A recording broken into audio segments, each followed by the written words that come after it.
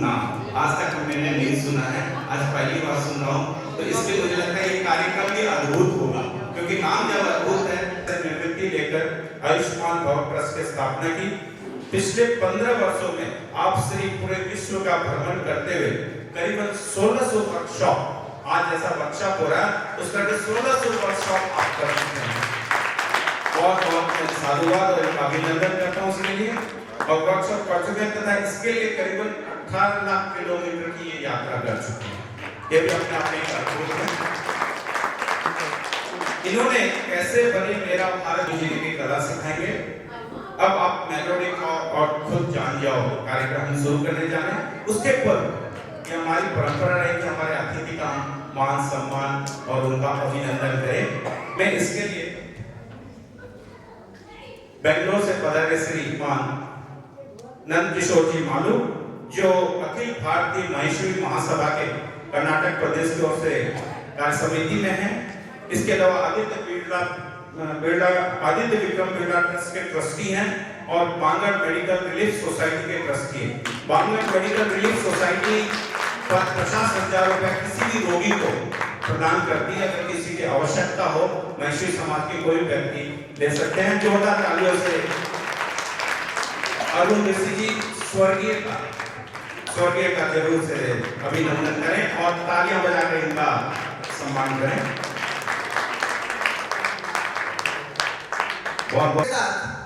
हम लोग इस प्रोग्राम की शुरुआत करेंगे कि फूलों की हर कली खुशबू दे आपको, सूरज की हर किरण रोशनी दे आपको। हम तो देने की कुछ काबिल नहीं, देने वाला हर खुशी दे आपको।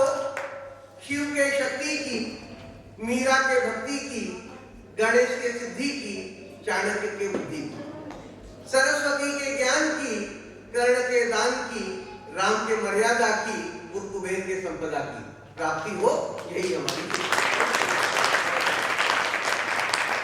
भावना। यह दिन रात मेरी सब सुखी संसार हो और शांति सुख आनंद का घर घर में वास कैसे हो, इसके लिए मैं आज आपको एक शेर है कि घर दवा में असर होता तो कोई अमीर बीमार नहीं होता, और घर दुआ में असर होता तो कोई फकीर बीमार नहीं। असर जो है वो तेरे अमाल में है। अमाल होता है कर्म। उसी पे 2 लाइनें हैं कि कर्म तेरे अच्छे तो किस्मत तेरी दासी और नियत तेरी साफ, घर में ही मत रख कहीं जाएगी। इन्हीं शब्दों के साथ मैं अरुण ऋषि स्वर्गीय। अब स्वर्गीय की जो हम लोगों की कल्पना है, हम लोग ये मान लेते कि जो आदमी ऊपर चला गया वो स्वर्गीय हो, पता नहीं कहाँ गया। पर इस शब्द पे हम लोगों ने जब सोचना प्रारंभ किया कि स्वर्गीय क्या है, पता चला इसका बिल्कुल साधारण सा अर्थ था कि जो भारत में रहता है वो भारतीय होता है और जो स्वर्ग में रहता है वो स्वर्गीय होता है। स्वर्ग कहाँ है, नर्क कहाँ है? स्वर्ग भी यही है और नर्क भी यही है। और विश्व का प्रत्येक मानव अपने कर्मों के द्वारा उस स्वर्ग या नर्क का निर्माण स्वयं ही करता है। स्वर्ग मतलब चिंता मुक्त जीवन, स्ट्रेसलेस लाइफ, तनाव रहित जिंदगी। आज हम बातें करते हैं स्ट्रेसेस की, टेंशन्स की, तनाव की। बहुत तनाव है, बहुत स्ट्रेसेस है, बहुत टेंशन है। मैं कहता हूँ कुछ भी नहीं। आप जानते हैं तनाव शब्द की उत्पत्ति कहां से हुई? किसी को आइडिया है? तनाव शब्द कहां से निकल के आया? ये आया था नाव से। एक्चुअली सबसे पहले तनाव किसको हुआ? एक नाविक था, नाव लेके समुद्र में जा रहा था। पूरा परिवार उसके साथ ट्रैवल कर रहा था। 20 समुद्र में जाके नाव में छेद हो गया, नाव डूबने लगी तो नाविक को क्या हो गया? तनाव। अब नाव के पहले आप शब्द लगाते जाओ, सारे तनाव वाले। जैसे चुनाव, जब चुनाव होता है सबसे ज्यादा तनाव होता है। बीबी रूठ जाए तो मनाओ, जहां नाव लग जाएगा वहां तनाव आ जाएगा। फिर उसको कान की बूंदी लाके पहनाओ, गले में माला लाके पहनाओ। अच्छा रूठ के चली जाए तो खाना बनाओ। जहां नाव लग जाएगा वहां तनाव। यूपी में चले जाओ, there is one place Unnao.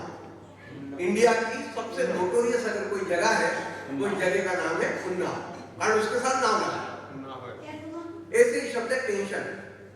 जहां शन लग जाएगा वहां टेंशन है। This life is full of tension. देखिए शन भी ओशन से आया, हमारा समुद्र से बड़ा गहरा है। हमारे कहा जाता है भवसागर है, जीवन रूपी हमारी नौका है जिसमें हम हमारे परिवार के साथ सफर कर रहे हैं। तो देखिए how this life is full of tension. आप जानते हैं एक आम आदमी को जीवन में दिशा कब मिलती है? कोई बता सकता? एक आम आदमी को जीवन में दिशा कब मिलती है? आपको तो मालूम है। बताए, किसी को आइडिया है? हाँ, जब सद्गुरु मिलता है। सद्गुरु कब मिलता है? आप बिल्कुल ना घबराएं, बस उसी का उत्तर उसी में, दिशा का उल्टा कर दो। शादी के बाद ही दिशा, नहीं तो ये भटकता रहता। बीवी से बड़ा सद्गुरु कोई नहीं है।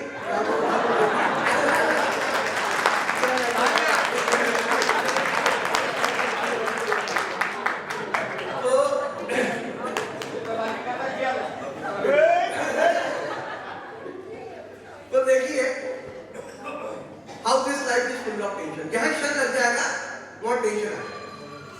तो एक आदमी की शादी हुई, 4 महीने हुए, 6 महीने हुए, साल भर हुआ, एक इंफॉर्मेशन आती है कि बाप बनने वाला। इंफॉर्मेशन में शन लग गया तो टेंशन चालू। तो फिजिशियन के चक्कर, कभी इंजेक्शन, कभी एबॉर्शन हो जाए तो टेंशन, फिर हॉस्पिटलाइजेशन, बच्चा पैदा हो गया तो उसके लिए सेलिब्रेशन, सेलिब्रेशन के लिए फंक्शन, फंक्शन खत्म हुआ फिर थोड़ा सा बच्चा बड़ा हुआ तो उसकी एजुकेशन में एडमिशन से शुरुआत, एडमिशन हो गई तो ट्यूशन सामने खड़ी, ट्यूशन खत्म हुई तो एग्जामिनेशन। देखिए शनि चक्र। फिर थोड़ा सा बच्चा बड़ा हुआ तो उसका प्रोफेशन, प्रोफेशन में गया तो प्रमोशन, डिमोशन, कभी कोई एक्शन पे बैठ जाए तो टेंशन, कभी मोशन क्लियर नहीं हो तो टेंशन, कभी करप्शन में फंस जाए तो वो टेंशन, और केसिंग करते करते पेंशन तक हो वो आखिरी में उसका क्रिमिनेशन, वो स्वर्गीय हो। तो ये शब्द आपके जीवन में टेंशन नहीं, जश्न बन के आए। ये नाम आपके जीवन में तनाव नहीं, बनाव बन के आए। उसी के लिए आज हम आप लोगों के बीच में। बेसिकली मैं उद्योगपति हूँ। 15 वर्षों पूर्व मैंने अपने व्यवसाय से निवृत्ति लेके एक ट्रस्ट की स्थापना, एक लाइफ का टारगेट था कि प्रभु 15, 20, 25 लाख रुपया दे देना, बंगला दे देना, गाड़ी दे देना। 15 साल पहले भगवान से आता वो पैसा बीवी को पकड़ा और एक ट्रस्ट बना दिया और उस ट्रस्ट का नाम है आयुष्मान भव। इस ट्रस्ट के माध्यम से पिछले 15 वर्षों में मैं प्रत्येक माह में 18 दिन वर्ल्ड वाइड ट्रैवल करता हूं और 12 दिन बीवी की सेवा में रहता हूं। तो हम लोगों का फंडा है 18 दिन रेल में, 12 दिन जेल में। बीवी की सेवा में रहता हूं और 18 दिन आते बाबा या तो रेल में। भारत की 27 बड़ी-बड़ी कंपनी है जिसमें NTPC, ONGC, IOC, BPCL, HPCL, Tata Motors, Maruti, Honda, आप किसी भी बड़ी कंपनी का नाम लीजिए, हम लोग वहां पे। इंडिया की जितनी प्रीमियम इंस्टीट्यूशन है, लाल बहादुर शास्त्री अकादमी, मसूरी, पोस्ट ऑफ आईआईटी, वहां पे मैं विजिटिंग फैकल्टी। आप जानते हैं फैकल्टी कौन होता है? आपको आइडिया है फैकल्टी कौन होता है? जो आदमी देख के कल्टी हो जाता है वो रियल फैकल्टी होता है। तो हम हमारी चीजें देखते हैं और वहां से कल्टी। तो यहाँ जो हम लोग हमारी सेवाएं दे रहे हैं, एक तालियों के द्वारा चिकित्सा पद्धति की सेवा। हमारा स्लोगन है clap 15 seconds a day and keep all the life doctor away. एक दवा निराली, 15 सेकंड की ताली, न साला न साली, जीवन भर की खुशहाली, 15 सेकंड की ताली। आपको 3 काम करने हैं, एक 15 सेकंड रोज ताली बजानी। कैसे बजानी आज मैं आपको सिखाऊंगा। दूसरा ये समझते हैं आप लोग क्या बोलते हैं इसको? मेरे थोड़ा बोलते हैं ठीकरा, ठीकरो है, ठीकरा बोलते हैं, ठीकरा, ठीक। ये 2 रुपए 5 रुपए का ठीकरा आपके करोड़ों रुपए की हेल्थ सेव करता है। इसको अपने बाथरूम में रखें और नहाते समय पैर के तलवे रगड़ रगड़ के साफ करें। जितना पैर का तलवा चमकेगा उससे ज्यादा चेहरा चमकेगा। किसी कॉस्मेटिक्स लगाने की जरूरत नहीं। डायबिटीज कंट्रोल करने के लिए इससे बढ़िया कोई टूल नहीं है। ये $1.5 में हम लोग अमेरिका एक्सपोर्ट करते हैं और $5 में इंडिया में $2 में कोई नहीं करता। तो हम लोग कहते हैं इंडिया का ठीकरा अमेरिका में जाके ठाकुर बन जाता है। तो ये बड़ी मजाक की बात लगती है। क्या 15 सेकंड ताली बजा लो, क्या पैर के तलवे रगड़ के साफ कर लो, आदमी बीमार कैसे नहीं पड़ेगा। इसका हमने सबसे पहला प्रेजेंटेशन दिया दिल्ली में एम्स के अंदर, all India institute of medical sciences नई दिल्ली।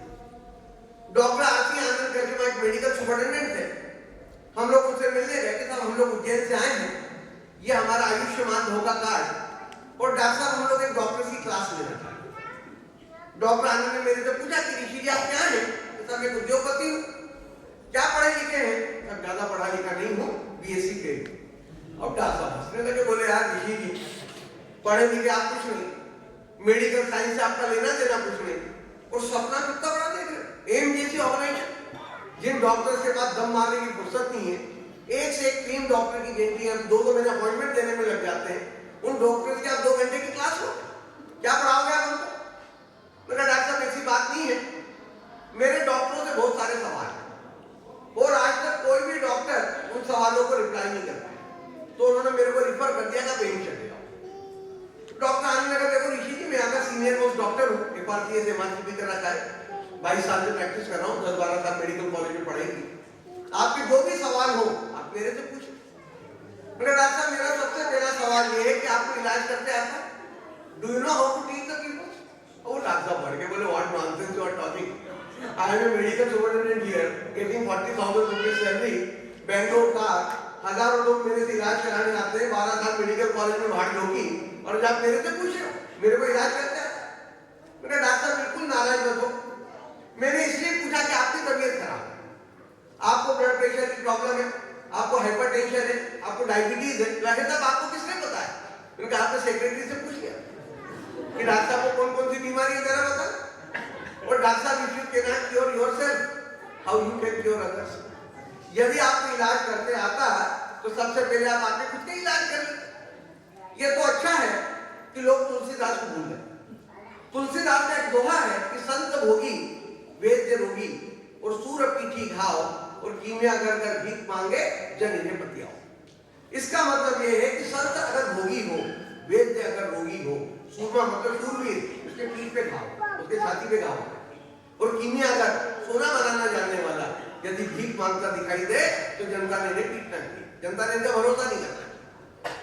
ऐसे लोग बहुत महान होते हैं जो डायरेक्ट क्रिटिसिज्म झेल जाते हैं।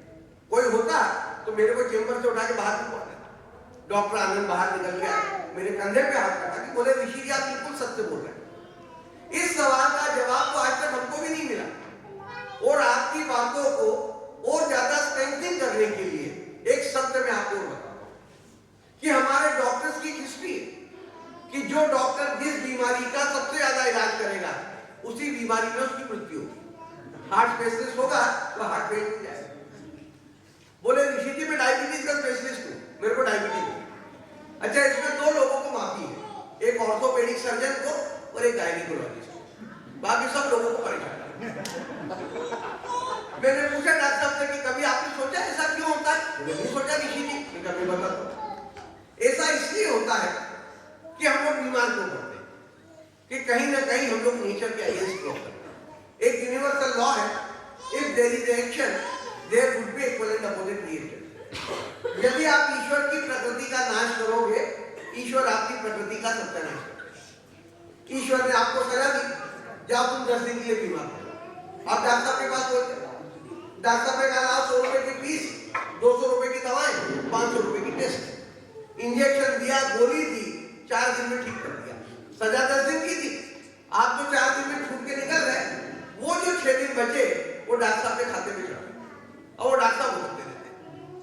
अब डॉक्टर आनंद घबराया, बोले यार ऋषि जी मैं इतने दिनों से लोगों का इलाज कर रहा हूँ, सारी बीमारियां मेरे को होंगी, सब 40,000 रुपए तनख्वाह की बात की लेते, और आप लोग से 200-200 रुपए 500-500 रुपए फीस वसूल करते हो, किस बात की वसूलते हो? किसी की तो वसूलते हो। कि तेरे बदले में 6 दिन भुगतेंगे तो पेमेंट देंगे ना, ये पकड़ में भुगते। अब डॉक्टर आनंद घबरा बोला ऋषि जी क्या करें, तो बुलाओ सारे डॉक्टर्स को, अभी बताते क्या करें। एक इमरजेंसी मीटिंग कॉल की गई, 200-250 डॉक्टर इकट्ठे कर दिए, सरेंडर हो गए, बोले चलो ऋषि जी ये तो तय हो गया कि हमको इलाज करते दिया, बेटा आपकी गलती नहीं है। आपको जो 5 साल 7 साल 8 साल 10 साल मेडिकल कॉलेज में ट्रेनिंग दी गई, इसमें आपको सिखाया नहीं गया कि लोगों को ठीक कैसे करना। आपको सिर्फ इस बात की ट्रेनिंग दी गई कि लोगों को ठीक मत होने देना। बोले दुनिया का एक आदमी जिस दिन ठीक हो जाएगा उस दिन इस मेडिकल प्रोफेशन के 12 बजा कर अपने को मैकेनिक जैसा काम करना है। जब भी कोई गाड़ी लेके अपने आए तो इधर का बोल्ट टाइट कर दो तो दूसरी तरफ कर दिया, तो आदमी आता जाता है, अपने को दुकान चलानी है, अपने को लोगों को ठीक पड़ेगा। मैं जो यहाँ आया हूँ वो आपको ये सिखाने के लिए आया हूँ कि यदि विश्व का प्रत्येक मानव अपने स्वयं का इलाज बगैर किसी खर्चे के खुद ही कर ले तो किसी डॉक्टर की जरूरत नहीं। सारे डॉक्टर बोले मिस्टर ऋषि और टॉकिंग मिरेकल्स, बहुत चमत्कारिक बात बोल रहे हैं, ये विधा आज तक दुनिया में कोई नहीं सिखा पाया। दूसरों के इलाज करने की पेथियां, जैसे एलोपैथी, होम्योपैथी, नेचुरोपैथी, यूनानी पैथी, पैथी मतलब पैसा दो फिर ठीक करो, ऐसी पेथियां तो बहुत निकली। लेकिन खुद का इलाज वो भी बगैर किसी खर्चे के यदि आप करना सिखा दो तो you would be the 8th wonder of the world. आप दुनिया के 8वें आश्चर्य, ऐसा कोई बहुत बड़ा काम नहीं है। फिर ताली बजा के हम लोग अपना इलाज कर रहे थे और सारे डॉक्टर लोग हंसने लगे, बोले यार खुदा पहाड़ और निकली चुहिया, और बोले वो भी मरी हुई। बोले कोई ताली बजा के कोई इलाज होता है क्या? हमको तो लगा कोई बहुत बड़े साइंटिस्ट आए तो बहुत किस बेवकूफ को लाके बिठा दिया, खाली पीने टाइम खराब कर रहा। डॉक्टर आने लगा, देखिए कोई आदमी यदि अपने आया है, we must listen to very carefully. जब वो मेरे चेंबर में आया था, he came, he saw, he conquered, उसने मेरी घड़ी कर दी, अपन सुन ले उसके बाद बात। सारे डॉक्टर फिर बैठे, फिर मैंने उनको एक चीज और समझाई कि साहब आप लोगों की चीजें समझ में नहीं है। बोले क्यों? कारण आप में से अधिकांश लोग प्रोफेसर, और आपको मालूम है प्रोफेसर और टीचर के बीच में क्या फर्क होता है? बोले नहीं मालूम था। मैंने कहा जो लोग सिंपल चीजों को कॉम्प्लिकेटेड कर देते हैं वो प्रोफेसर होते हैं, और जो लोग कॉम्प्लिकेटेड चीजों को सिंपल कर देते हैं वो टीचर होते हैं। बोले ऋषि जी आप तो कुछ भी बोल लो, आप तो ये बताओ ताली बजा के इलाज कैसे हो? कभी वही आ रहा हूँ। इसके पीछे एक छोटी सी 2 मिनट की कहानी, अगर आपको तो सुना दी। बोले आप लोगों को एक सत्य शायद नहीं मालूम होगा कि हमारे इस कलयुग में 3 लोगों को राम का वरदान मिला हुआ है। बोले साहब किसको किसको? तो एक हमारे डॉक्टर भाइयों को, एक हमारे वकील भाइयों को, और एक हमारे चार्टर्ड अकाउंटेंट्स को। इन 3 लोगों को राम का वरदान मिला। बोले साहब कैसे? बोले क्या हुआ था, जब राम राज्य की स्थापना हुई थी तो राम के दूत वहां घुमा, कोई कष्ट में तो नहीं, 3 घरों से रोने की आवाज आ रही थी। तीनों को पकड़ के राम के पास ले गए, बोले सब तो सुखी हैं, ये 3 ही लोग कष्ट में दिख रहे। राम ने कहा भैया मेरे तो कोई भी दुखी नहीं, आपको क्या कहें? बोले प्रभु में वेद डॉक्टर देही के देवी के भौतिक का तापा राम राज्य का ही नहीं व्यापक, और जब किसी तरह का ताप नहीं है तो कोई बीमार नहीं पड़ता, तो मेरे बीवी बच्चे कैसे पड़े? इसलिए मैं रोका। तो राम ने डॉक्टर साहब को राज्याश्रय दे दिया, ऐसा करो बेटा तुम गवर्नमेंट खजाने से तनख्वाह लो और घर बैठ के राम नाम करो। दूसरे से पूछा, बोले आप कौन? बोले साहब मैं वकील, कोई लड़ाई नहीं, कोई झगड़ा नहीं, कोई चोरी नहीं, कोई डकैती नहीं, तो साहब मेरी वकालत कैसे चले? राम ने उसको भी राज्याश्रय दे दिया। तीसरे से पूछा आप कौन? बोले साहब मैं चार्टर्ड अकाउंटेंट, कोई टैक्स की हेरा फेरी नहीं, कोई 1 नंबर नहीं, कोई 2 नंबर नहीं, कोई करप्शन एडवाइजरी नहीं, सीए को करप्शन एडवाइजर भी बोलते हैं। तो साहब मेरी सीए गिरी कैसे चले? राम ने उसको भी राज्याश्रय दे दिया। तीनों निकल के आने लगे। सीए बड़ा तेज था, सीए वैसे भी तेज है। वो घुस गया फिर चेंबर में, बोले प्रभु कब तक आपके भरोसे जिंदा रहेंगे, कुछ तो करो।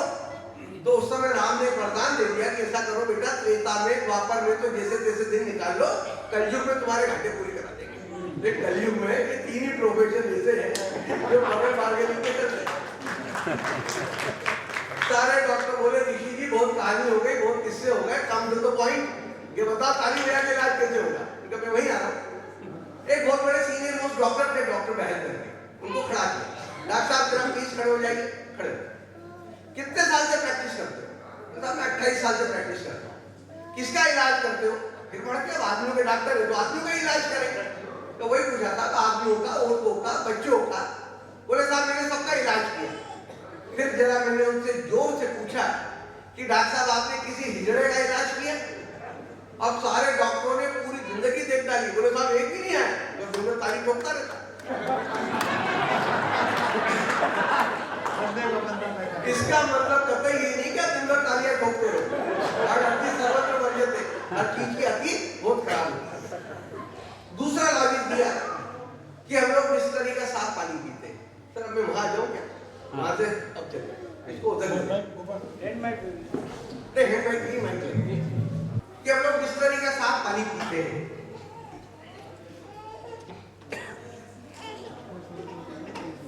कई तरह के हाइजीन मेंटेन करते हैं, कई तरह की प्रिकॉशंस लेते हैं, कई तरह की सावधानियां बरतते हैं, उसके बाद भी रोगग्रस्त हो जाते हैं। जानवर नाली का पानी पी लेता है, कचरा वगैरह कुछ भी खा लेता है, कोई हाइजीन मेंटेन नहीं करता, कोई प्रिकॉशंस नहीं लेता, फिर भी बीमार नहीं होता। उसको स्वाइन फ्लू नहीं होता।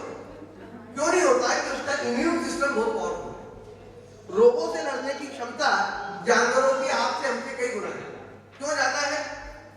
जो बेयरफुटेड चलता है, नंगे पैर। और जब बेयरफुटेड चलता है तो उसके हाथ के पॉइंट और पैर के पॉइंट उसका नेचुरल एक्यूप्रेशन होता है। एक्यूप्रेशन के लॉ के हिसाब से पूरी बॉडी को चलाने के पॉइंट या तो हाथ में होते हैं या पैर के तलवे में होते हैं। वो जानवरों के नेचुरल वे में लग जाते हैं। हमारे यहाँ तक पुराने जमाने में कि सुबह मंदिर जाओ तो नंगे पैर जाओ और मंदिर में जाके ताली बजाओ। जो काम जानवरों का नेचुरल वे में होता था वो हमारा संस्कार के कारण है। Nowadays we are not doing both. ना तो नंगे पैर कहीं जाते हैं तो ताली बजाते हैं, तो बजाते हैं तो मरी मरी बजाते हैं। अच्छा वॉकिंग बेयरफुटेड नंगे पैर जाना हम भी आपको रिकमेंड नहीं करेंगे। कारण जो लोग ज्यादा बेयरफुटेड चलते हैं उनकी मेंटल पावर वीक हो जाती है। तो हमारे ऋषि मुनि क्या कहते थे? खड़ाऊ पहनते थे, हम लोग जूता पहनते हैं, चप्पल पहनते हैं। तो नहाते समय पैर के तलवे को पत्थर से बढ़िया रगड़ के साफ कर लेंगे और कर्म ही पूजा है। या अगर मान लीजिए पेट ये अवेलेबल ना हो, हाँ ये है, नहीं फिर ये सेकंड ऑप्शन इंटीग्रेशन की है। ये हर घर में 2 से 3 प्लेटें हम लोग हर एग्जीक्यूटिव को रिकमेंड करते हैं कि आपकी एक प्लेट तो आपके एग्जीक्यूटिव चेयर के नीचे होना चाहिए, एक आपके घर के ड्रेसिंग रूम में होना चाहिए और एक प्लेट आपके जनरल घर में। आपका पूरे परिवार वालों का नहाने के बाद इसी पे खड़े रहकर कपड़े चेंज करें, इसी पे पैरों को रब कर लें तो पैर के पॉइंट वहां एक्टिवेट हो जाएंगे। और कर्म ही पूजा है। आपका जो कर्म स्थल है वो आपका मंदिर है। तो हम लोगों ने कई फैक्ट्रियों में, कई कंपनियों में, कई संस्थाओं में चालू करा दिया कि सुबह जैसे 8 बजे फैक्ट्री चालू होती है, 8:05 पे एक सायरन बजता है और उनके प्रेसिडेंट से लेके नीचे तक के सब ताली बजाना चालू कर देते हैं। अच्छा हमारे जो इंडियन लोग हैं ना, इंडियन लोग एग्रीकल्चर वाले, एग्री सबसे हो जाते हैं, कल्चर में कुछ नहीं। ये जैपनीज लोगों के फोटोग्राफ्स है। ये before starting their job they gather at one place. Actually ये तो ट्रेनिंग के टाइम का था। फिर 8 बजे फैक्ट्री चालू होती है, 8:05 पे सायरन बजता है और वो सायरन ताली का होता है। जो जहां होते हैं वो ताली बजाना चालू कर देते हैं। अभी आर्मी के अंदर हमारी सर्विसेज ली जा रही है कि आर्मी के ब्रिगेडियर्स का और क्या प्रोग्राम हुआ था। फिर भारत की सारी विधानसभाओं का अभी मेरे को कॉन्ट्रैक्ट मिला है, बोले ऋषि जी नेताओं की भी ताली बजवा। तो ये मध्य प्रदेश विधानसभा है, फिर ये छत्तीसगढ़ विधानसभा है, फिर ये गुजरात विधानसभा है, ये राजस्थान विधानसभा है, ये उत्तरांचल विधानसभा है,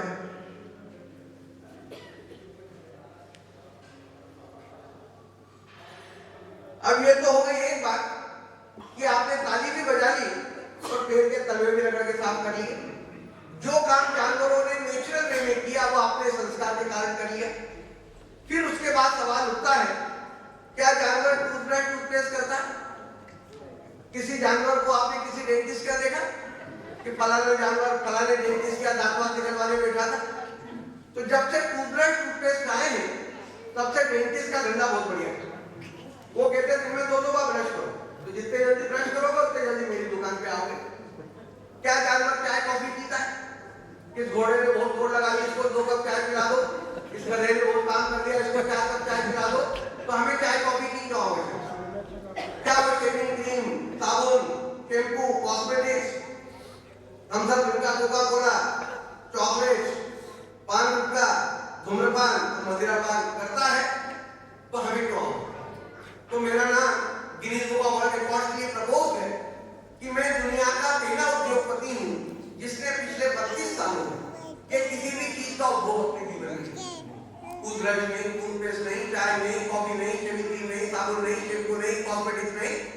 थम्स अप नहीं, लिम्का नहीं, कोका कोला नहीं, 5 गुटखा दारू सिगरेट कुछ नहीं। और जब कुछ नहीं किया तो पिछले 32 सालों में मैं एक दिन भी बीमार नहीं हुआ। मेरी उम्र 60 साल की है और 2 साल तक कभी बीमार नहीं होगा। तो ये हमारी आवश्यकता नहीं है, ये दुनिया की बड़ी बड़ी कंपनियों की आवश्यकता है, जिन्होंने आपकी दिनचर्या उनका माल बेचने के हिसाब से बनाया। आज से 65 साल पहले हम लोग एक ही कंपनी के गुलाम थे। कौन सी कंपनी के? East India company. आज हम कई कंपनियों की बेदाग की गुलामी कर रहे हैं। सुबह उठते ही हमें आदेश मिलता है कि भारत के गुलाम लोग टूथब्रश टूथपेस्ट करो और दांतों को सड़ो, चाय कॉफी पियो, अपने पाचन तंत्र का नाश कर डालो, फिर शेविंग क्रीम साबुन शैम्पू लगाओ, फिर दाढ़ी त्वचा बालों का सत्यानाश कर लो, फिर सौंदर्य प्रसाधन लगाओ और अपनी प्राकृतिक सुंदरता को बर्बाद कर डालो। फिर आदेश आता है कि पान गुटखे खाओ, मदिरापान करो, धूम्रपान करो और ईश्वर की हवा को बिगाड़ो। और जब ईश्वर भी आपकी हवा बिगाड़ दे तो हमारी महंगी दवाएं खाओ और मर जाओ। इस प्रकार सुबह से शाम तक हमारे कोड़ियों के दाम का माल सोने के भाव खरीदो, अपने घर को, समाज को, देश को बर्बाद कर और हमें एक अच्छे गुलाम की तरह सब करते चले। क्या आप इस गुलामी से मुक्त होना चाहते हैं? होना चाहते नहीं चाहते? तो दांत साफ करना मैं आज आपको इतना बढ़िया सिखा दूंगा कि आप ऊपर चले जाओगे 32 इंच हो सकते। जिंदगी भर किसी डेंटिस्ट के पास जाने की जरूरत नहीं। और इतना सस्ता फार्मूला है कि गरीब से गरीब आदमी झोपड़ी में कर ले और बड़े से बड़ा आदमी महल में कर ले। बगैर चाय कॉफी के कैसे तरोताजा रहना, बगैर शेविंग क्रीम के दाढ़ी कैसे बनाना। तो दाढ़ी बनाना मैं आज आपको इतनी बढ़िया बताऊंगा कि आपका ब्लेड 3 दिन चलता होगा तो 10 दिन चलेगा, मेरा एक ब्लेड 30 दिन चलेगा। दूसरा फायदा ये होगा चेहरे पे कभी रिंकल्स नहीं है। बगैर सौंदर्य प्रसाधन के कैसे सुंदर रहना, बगैर दवाओं के, तो उसको भी हम एक एक करके लेते हैं। फिर ये जो 10 चीजें मैंने आपको बताई, इसको हम लोगों ने हमारे माइथोलॉजी के साथ, हमारे यहाँ बुराइयों का प्रतीक कौन था? कौन था? रावण। बहुत बलशाली था, सोने की लंका थी उसके पास, बहुत बुद्धिमान था। तो आज की जितनी बड़ी बड़ी एमएनसीज है, मल्टीनेशनल कंपनी, उनको हमें रावण मानते हैं। करोड़ों अरबों रुपया उनके पास है, कई सोने की लंका उनके पास है, कई थिंक टैंक उनके पास है। फिर रावण के कितने सिर थे? 10। तो इस पे हम लोगों ने किताब लिखी, कैसे बने मेरा भारत महान। और इसके पीछे ये रावण के 10 सिर बने। पहला सिर टूथब्रश टूथपेस्ट, चाय कॉफी, शेविंग क्रीम, साबुन, सौंदर्य प्रसाधन, दवाइयाँ, चॉकलेट, कृत्रिम शीतल पे, पान गुटखा, धूम्रपान और मदिरापान। ये 10 प्रोडक्ट 10 बुराइयों के रूप में। फिर रावण की बहन कौन थी? शूर्पणखा। तो ये टीवी के पर्दे पे ये आपको कितनी अंग प्रदर्शन करती लड़कियां दिख रही हैं, ये सारी शूर्पणखा। सबकी नाक कटी हुई, आप जाके पूछ रहे। तो रावण भी है, शूर्पणखा भी है, जो उनकी नाक काट देते हैं, वो लक्ष्मण भी है। आवश्यकता अब हमको राम की है। इस कलयुग के राम वही होंगे जो इन 10 बुराइयों को अपने जीवन में से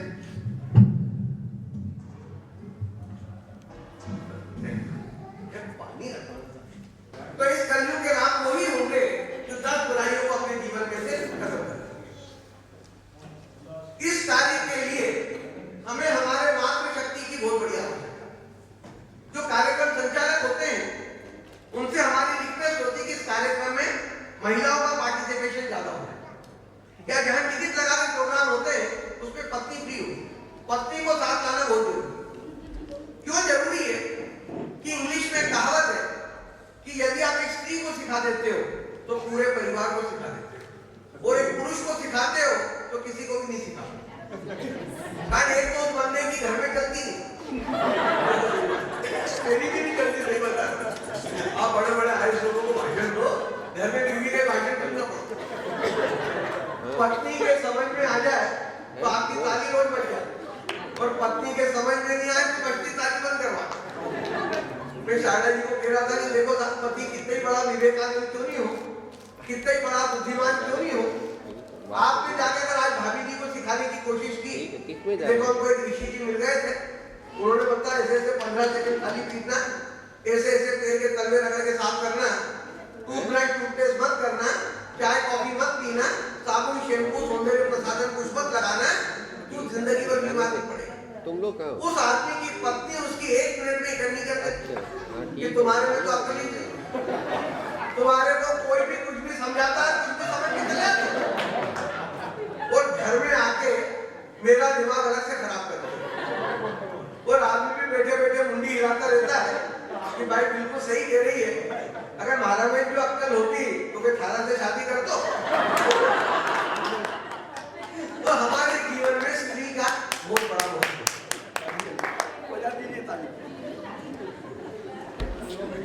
हमारे जीवन में स्त्री का बहुत बड़ा महत्व। अंग्रेजों ने मैन तो बना लिया, वीमन बनाने में पसीना आया। बहुत सोचा और मैन के पीछे डब्ल्यू लगा। मालूम है क्यों लगाया? किसी को आइडिया है? नहीं, वो एम का तो पीछे डब्ल्यू में होगा, लेकिन डब्ल्यू क्यों लगा? उसके पीछे उनकी बहुत बड़ी थिंकिंग थी कि वर्ल्ड की शुरुआत कहां से होगी? डब्ल्यू से होगी। तो वर्ल्ड का डब्ल्यू ले लिया और मैन के पीछे लगा दिया और कह दिया कि हर सफल व्यक्ति के पीछे किसी न किसी स्त्री का behind every successful person there is a women. ये बात है हमारे यहाँ पुरातन काल में बहुत अच्छी तरह से जानी जाती। जब हम लोग सतयुग में थे क्या बोलते थे? लक्ष्मी नारायण। नारायण के पहले लक्ष्मी का नाम रखा। त्रेता में आए सीताराम हो गए, राम के पहले सीता का नाम रखा।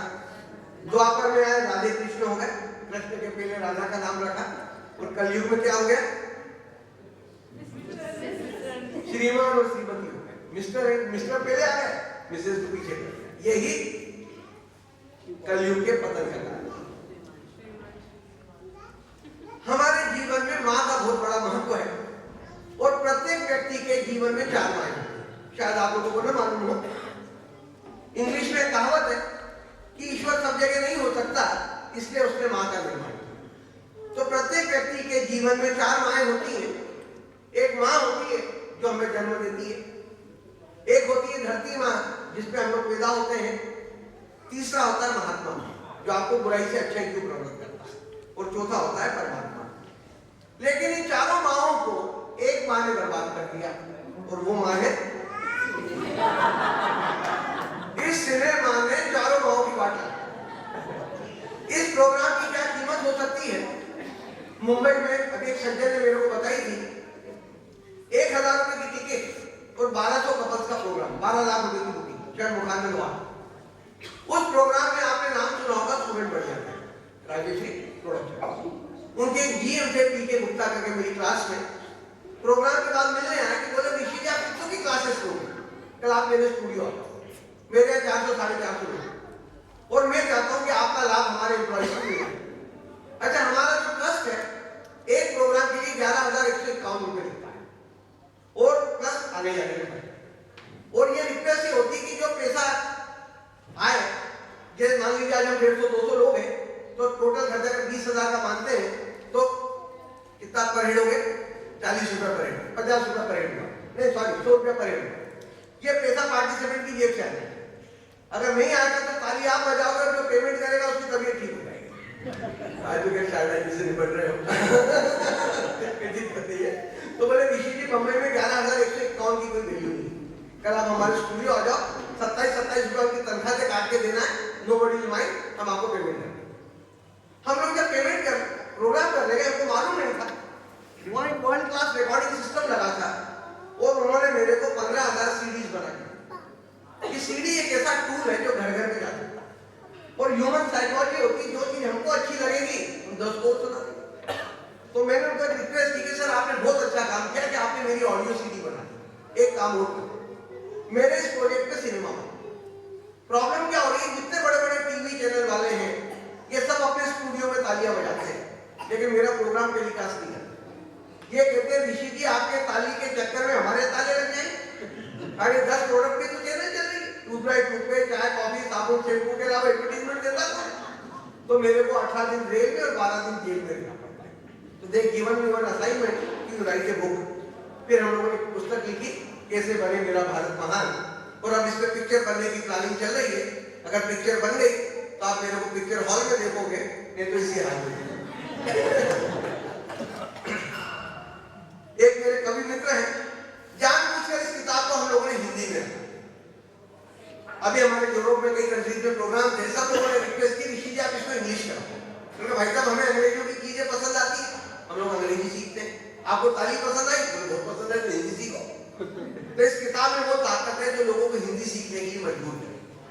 मेरे कवि मित्र हैं, उन्होंने इस किताब की पढ़ने के बाद 4 लाइनें मेरे को एसएमएस की थी कि राम के लिए जैसे सीता है, पुत्र के लिए जैसे पिता है, अरुण ऋषि जी की पुस्तक नहीं कलयुग की गीता है।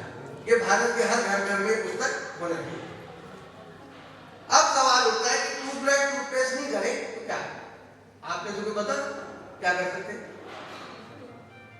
अच्छा, पहले ये समझ लें कि टूथपेस्ट क्यों नहीं करना है।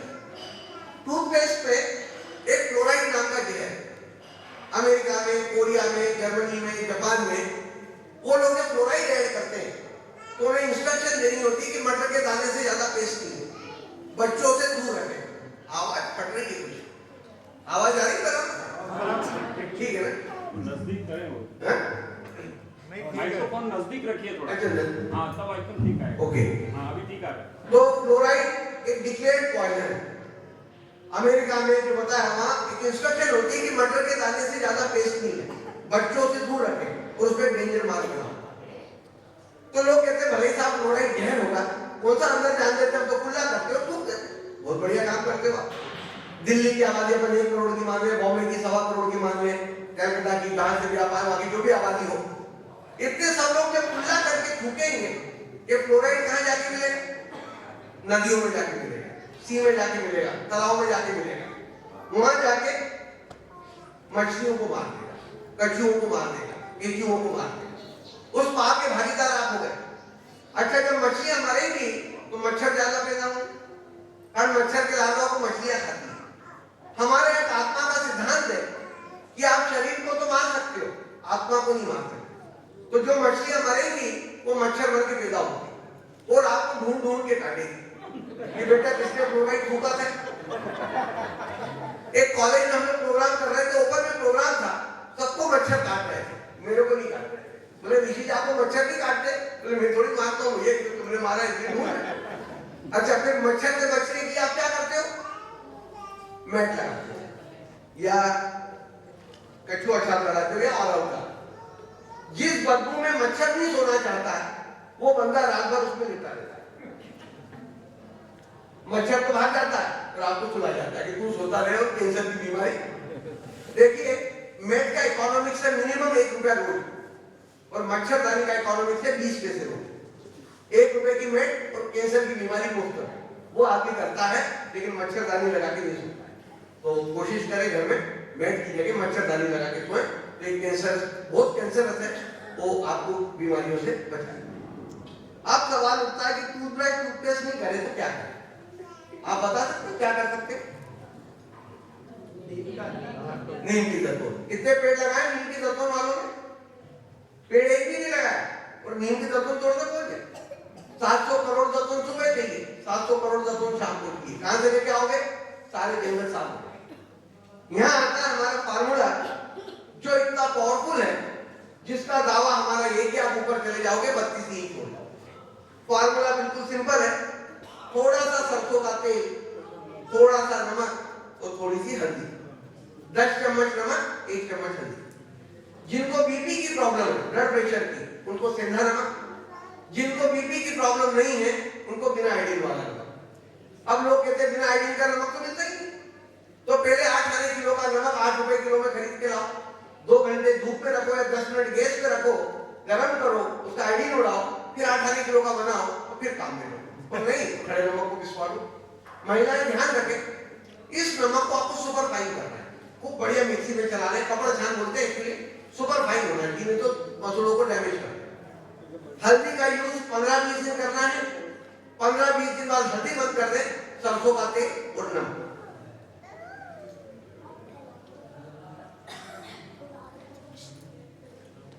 अब ये तो हो गया आपका मंजन। अगर आप ब्रश नहीं करेंगे तो दांतों को कैसे साफ करेंगे? देखिए, अभी आप लोगों ने कोलगेट वालों का विग्रह ऐड देखा हो, क्या आपके पेस्ट में नमक है? देखा तो हम लोगों ने कई शहरों में मास प्रोग्राम से किए कि बड़े बड़े आप देखिए 2-2 हजार 2,500 लोगों के मास प्रोग्राम से।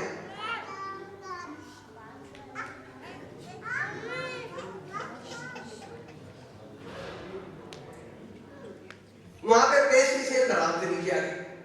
अब ये कंपनी के मार्केटिंग वाले आए, बोले क्या आके सिखा दे, इस सरसों का तेल नमक करो, लोग करने लगे। अरे बोला अपन नमक डाल के बना देते, तेरा नमक तो लेके भैया, नमक तो हमारे घर में। तो ये तो हो गई आपकी पेस्ट। अगर आप ब्रश नहीं करेंगे, दांतों को कैसे साफ करेंगे?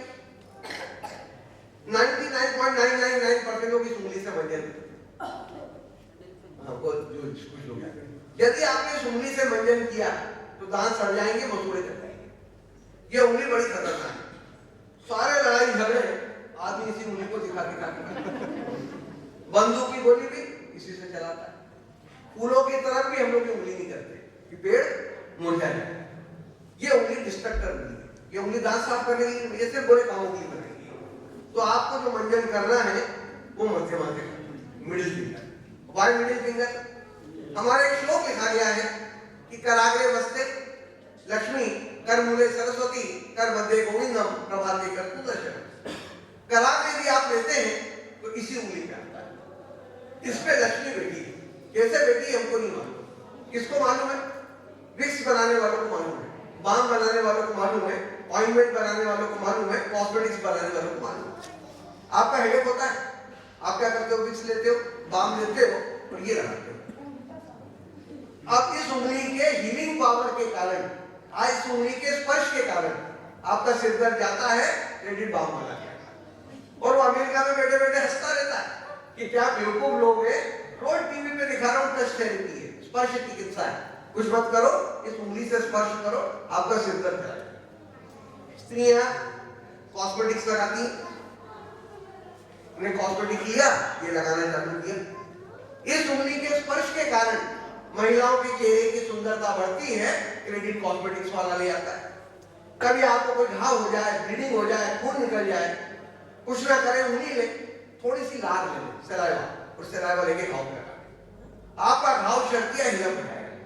हम लोग परलॉ ले लेते हैं, कोई ऑइंटमेंट ले लेते हैं, अब इस तरह से लगाते हैं। इस उंगली के स्पर्श के कारण घाव बढ़ता है, क्रेडिट बर्नॉल वाला ले आता है।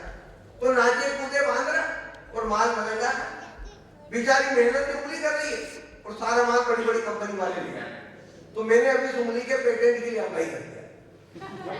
तो जब भी आप इसको यूज करोगे, वारंटी मेरे को देना पड़ेगा। हमारे शायदा साहब कह रहे थे, शायदा परिवार को माफ करा देना, मेरा प्रोग्राम कराते रहो, माफ करा देना। फिर ये 5 उंगलियों का अलग अलग चमत्कार है। फिर तीसरी उंगली को आप लोग क्या बोलते हैं? Ring finger. ये कूलर। आप कभी स्ट्रेस में हो, तनाव में हो, क्रोध में हो, परेशान हो, कुछ मत करो, इसको पानी में डुबाओ और 5 सेकंड के लिए इमीडिएटली आपका स्ट्रेस रिलीज हो जाए।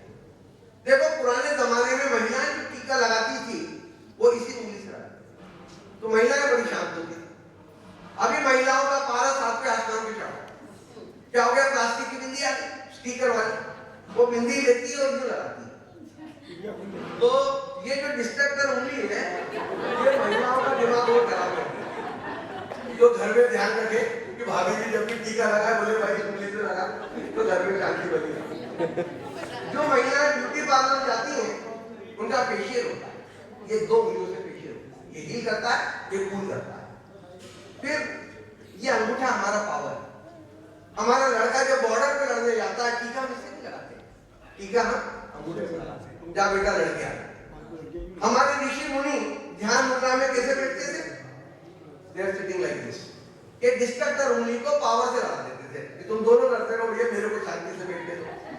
तो ये पावर हो गया, ये डिस्ट्रक्टर हो गया, ये हीलर हो गया, ये कूलर हो गया। तो लोग कहते हैं ऋषि जी आपने इस उंगली का फायदा तो बताया, तो इस उंगली का फायदा सबको मालूम, लेकिन इस उंगली का असली फायदा किसी को नहीं मालूम। इस उंगली को यूरिनेटर बोलते हैं, मूत्र विसर्जन के लिए हम लोग उंगली दिखाते हैं। लेकिन इस उंगली के पॉइंट पर मूत्र विकारों को ठीक करने की असीम क्षमता है। किसी भी प्रकार के यूरोलॉजिकल प्रॉब्लम, पावर के अंगूठे के नाखून से, इसका जो टिप है, टिप कैसे निकालेंगे? माउंट लेना है, या कभी इसको मैग्नीफाइंग ग्लास से देखिए, बीच में गोल गोल गोल गोल सर्कल करके, जो starting point of the circle है उसको दबा के ले जाए। जिनको नहीं है उनको जिंदगी भर नहीं होंगे, है तो चलेगा। सारा खेल बगैर खर्चे का हमारे हाथ में। अब आपका इसके बाद हम लोग टूथब्रश टूथपेस्ट खत्म हो गया, इसके बाद हम लोग क्या करते हैं, चाय पीते हैं। चीन को अफीम ने बर्बाद किया था, भारत को चाय ने बर्बाद किया। इंडिया की कैलकुलेशन है कि पूरे भारत में हम लोग 500 से 600 करोड़ रुपए रोज की चाय पिलाते हैं। सड़कें बनाने के लिए पैसे नहीं है, पावर प्लांट लगाने के लिए पैसे नहीं है, इंफ्रास्ट्रक्चर के लिए पैसे नहीं है। अभी आप लोगों से बात करोगे आप देश के लिए क्या कर सकते हो, सब देश के लिए जान दे दे, अरे भैया तेरी जान की जरूरत नहीं है, एक काम कर आज से चाय पीना बंद कर दे। 20 रुपए की चाय पीता है, 10 रुपए देश को दे देना, 10 रुपए तेरे पास रख लेना। भारत के 60% लोग कर ले तो 700 करोड़ रुपए रोज आ जाए, नहीं इकोनॉमी सेंटर हो जाए। और चाय भी छूटती साथ, अभी तो तू जान छोड़, मैं चाय नहीं करना चाहता। अब चाय नहीं पिए तो क्या पिए, तो चाय का सबसे बड़ी अल्टरनेटिव है तांबे के लोटे का पानी। एक तांबे का लोटा ले, रात भर उसमें पानी भर के रखे, उसको लकड़ी के पटिए पे रखे, it must be placed on a batter. फिर हमारे शहरों में समस्या आती है, जो नलों में पानी आता है वो क्लोरीनेटेड है, और आप लोगों ने, महिलाओं ने जिन्होंने बर्तन तांबे के यूज किए होंगे, उन्होंने रियलाइज किया होगा कि बर्तन अंदर से काले हो जाते हैं, ये क्यूप्रस क्लोराइड बनता है, ये हैजार्डस होता है। तो इस पानी को डीक्लोरिनाइज करना, 24 घंटे मिट्टी के घड़े में भरे, डीक्लोरिनाइज हो जाएगा। दूसरे दिन तांबे के लोटे में भरे, तीसरे दिन मॉर्निंग में आपको भी कुचाला पर वेट करना, एक ही ग्लास पानी बासी मुंह चबा चबा के पीना। अब कलकत्ता चले जाओ, कलकत्ता में बोलते जॉन फॉबेट, जल को खाइए और खाने को पीजिए। पानी की आदत ही होना चाहिए, जब भी पानी मुंह में रहे खूब ज्यादा मुंह में चले, जितनी ज्यादा लार मिक्स होगी पानी अमृत हो जाएगा। अभी जो गड़गड़ गड़गड़ करके पानी पी जाते हो ये जहर है। तो एक ही ग्लास पानी बासी मुंह चबा चबा के पीना है। दूसरा अल्टरनेटिव है नींबू पानी, तीसरा अल्टरनेटिव है हनी वाटर। कई लोग नींबू और हनी मिला के भी पीते हैं। नींबू पानी में बहुत बड़ी कीमिया है। जिन लोगों को वजन कम करना है उनको गर्म पानी में पीना है, जिनको वजन बढ़ाना है उनको चिल्ड वाटर में पीना है, और जिनको वजन नॉर्मल रखना है उनको नॉर्मल पानी में पीना है। तीसरा अल्टरनेटिव है दूध। दूध के साथ एक समस्या है, जिन लोगों की उम्र 35 साल से कम की है वो लोग तो दूध पी सकते हैं, but those who are more than 35 milk is not advisable for them. तो आप जितना भी दूध पीना चाहे, दूध पचने में बहुत मुश्किल होता है, तो आप लोग जितना दूध पीना चाहे उतना रात को जमा लें, तो सुबह क्या हो जाएगा, दही मिल जाएगा। कहाँ जमाए, महिलाएं एक्सपेरिमेंट करें अपने घर में, एक कटोरी दही मिट्टी के कुल्हड़ में और एक कटोरी दही स्टील के बाउल में या टॉकरी के बाउल में, सुबह उठ के दोनों को टेस्ट करें। मिट्टी के कुल्हड़ का दही मीठा होगा, गाढ़ा होगा, स्टील की कटोरी का दही खट्टा होगा, पतला होगा। एक अलमाटी करके जगह है कजाकिस्तान में, वहां पे क्लब है, उस क्लब की कंडीशन है कि जो लोग 100 साल के ऊपर के हैं वो ही उसके सदस्य बन सकते हैं, 100 साल के नीचे वालों को घुसने नहीं देते। तो 108 साल के 110 साल के फिट लोग मिलता है, उनसे पूछा गया कि आपकी दीर्घायु का राज क्या है, वी ईट मोर कर्ड, हम दही ज्यादा खाते हैं और वो भी मिट्टी के तस्ते में रखा हो। तो दही is a complete food till 6 o'clock। सूर्यास्त के पहले दही अमृत है, सूर्यास्त के बाद दही जहर है। कभी भी रात्रि में दही का सेवन ना करें।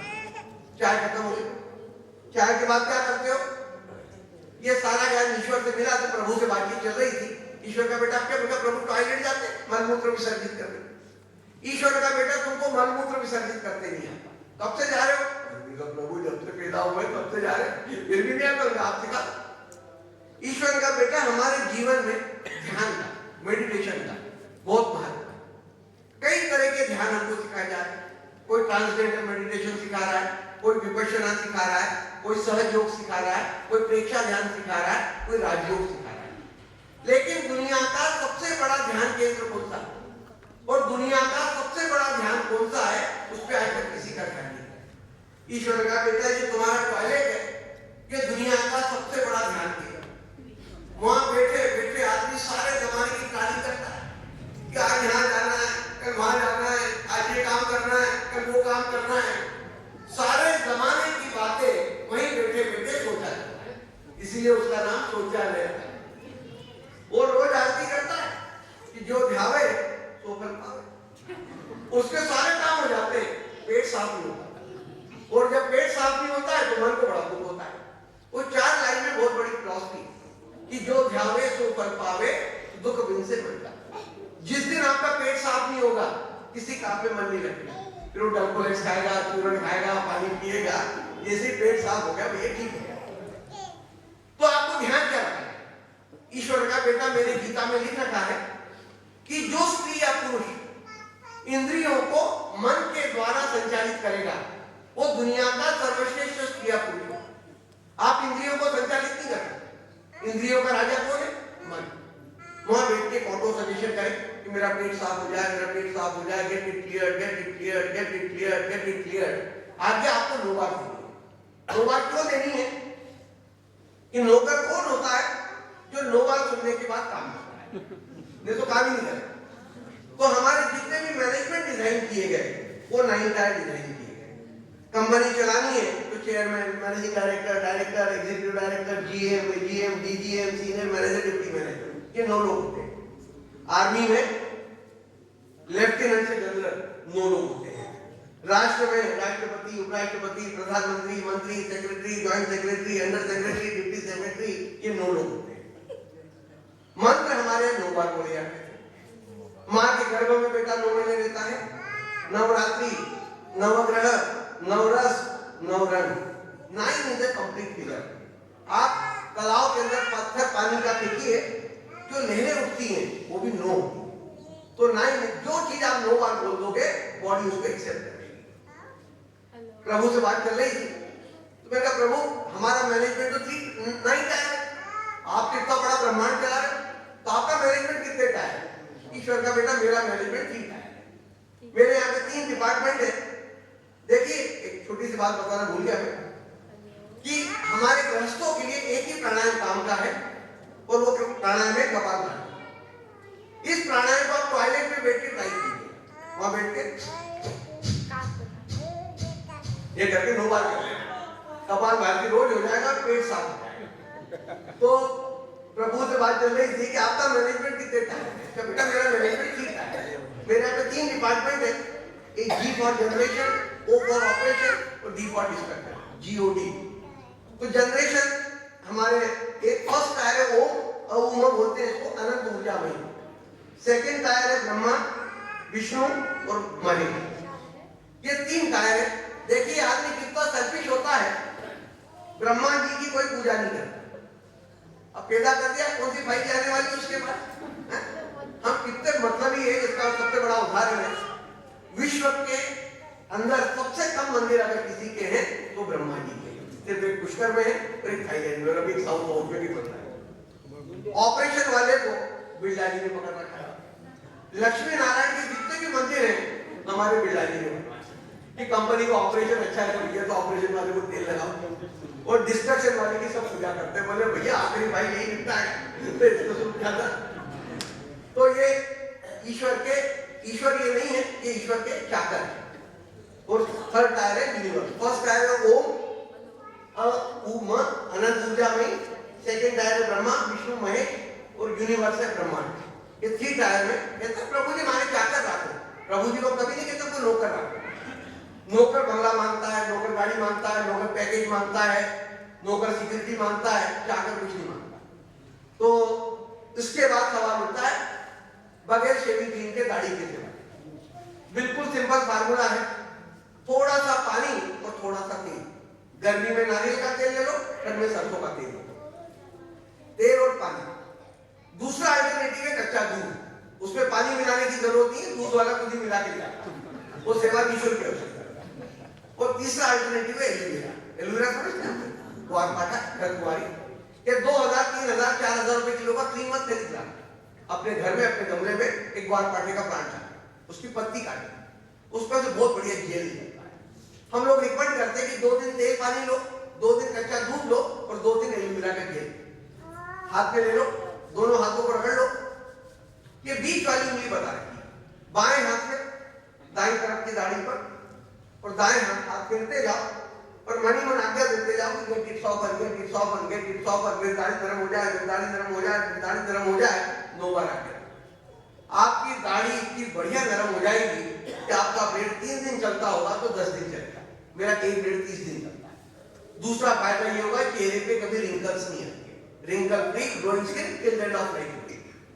महिलाएं क्या कर सकती है, थोड़ा सा कच्चा दूध ले ले या एलोवेरा का नेचुरल जेल, बाएं हाथ से दाएं तरफ के चेहरे पर हाथ फेरती जाए और बोलती जाए कि मेरी सुंदरता बढ़ जाए, मेरी सुंदरता बढ़ जाए, मेरी सुंदरता बढ़ जाए, मेरी सुंदरता बढ़ जाए, तो महिलाओं की सुंदरता बढ़ जाएगी। जो पुरुष वर्ग में इसको अप्लाई करना चाहते हैं वो भी कर सकते हैं, उसमें हमें कोई आपत्ति नहीं है। शारदा जी ट्राई कर रहे हैं, पिछली बात में चमक ज्यादा दिख रही है। देखिए, हम लोग ये मानते हैं कि एक्यूप्रेशर के हिसाब से बॉडी को चलाने के पॉइंट या तो हाथ में होते हैं या पैर के तलवे में होते हैं, लेकिन ये फेस पे भी होते हैं। तो इसलिए फेस की जो फेशियल होता है या मसाज होती है, that is very important in your life. इसके बाद हम लोग क्या करते हैं? नहाने जाते। ईश्वर का देखिए, आदमी अब तुमको नहाते जाते हैं, देखिए आदमी कितना सेल्फिश होता है, पूरे शरीर की सफाई कर लेता है, लेकिन एक बॉडी का सबसे इंपॉर्टेंट ऑर्गन है, उसकी सफाई नहीं करता, और वो ऑर्गन है पैर का तलवा। चेहरे के पीछे बहुत लगा लेता है, लेकिन ये भूल जाता है कि जब तक पैर का तलवा नहीं चमकेगा तब तक चेहरे पे दमक नहीं आती। ईश्वर का बेटा, तुम जानते हो पैरों को हम लोग हिंदी में क्या बोलते हैं? चरण को, और इसको बोला गया कमल, चरण कमल, और उसके आगे बोला गया बंदो, और उसके आगे बोला गया बारंबार, चरण कमल बंदो बारंबार।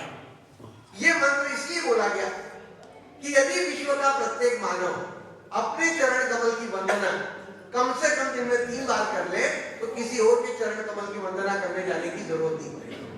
तो ईश्वर ने हमें चरण कमल की वंदना 3 बार सिखाई। जैसे ही आप सुबह उठे, बिस्तर पे बैठ जाओ, आंखों को रगड़ लो, इसके दर्शन करो, आंखों की मसाज करो, ये 2-3 बार कर लो, करीब करीब ये कर लो। इसके बाद बाएं हाथ से दाएं पैर के तलवे की दर्शन भी करो, मसाज भी करो, इधर से इधर कर लो, दाएं से बाएं तरफ कर लो, ये चरण कमल बंदो एक बार। दूसरा, नहाते समय पैर के तलवे को बढ़िया रगड़ के साफ करो, चरण कमल बंदो 2 बार।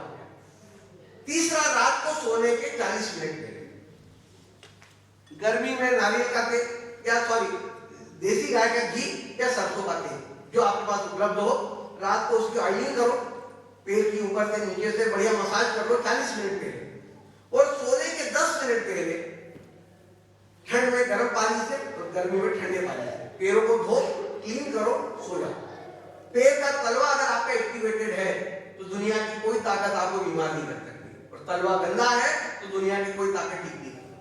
तो चरण कमल बंदो आप कल करके देखिएगा, जैसे सुबह उठ के आप इसको मसाज करेंगे, यू विल फील फ्रेश, बिल्कुल आपको इतना अच्छा लगेगा कि पूरी थकान सब खत्म होगी।